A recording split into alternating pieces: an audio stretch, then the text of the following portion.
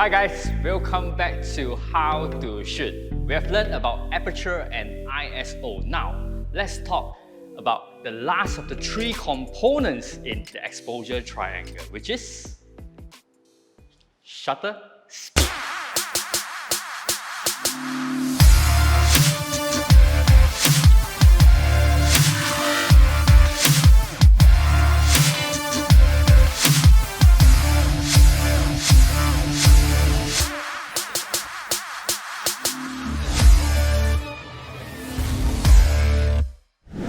So, what is shutter speed? It is the speed of which your shutter is closed.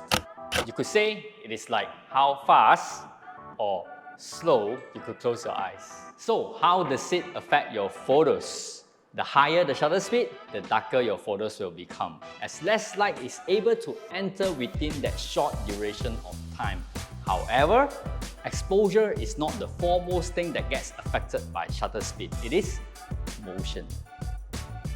Imagine it like this: when the shutter closes slower, more amount of light is able to enter, thus resulting in a brighter image. But as more information touches the sensor, they will pile onto each other, resulting in a blurry image. Now, experienced photographers will utilize these tricks to create some interesting and creative images. For example, silky smooth waterfall, light trails at night, and this is what we call long exposure photography, which we will share in a future episode.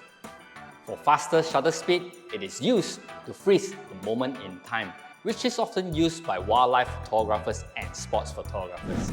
So, remember, when choosing your shutter speed, adjust it to get the result that you want and make sure to use it to your full advantage. Hey, come back. This is Victor Tong, your host for How to Shoot. And remember to subscribe to our channel, like and share it with your friends. I'll see you guys in the next episode. Bye.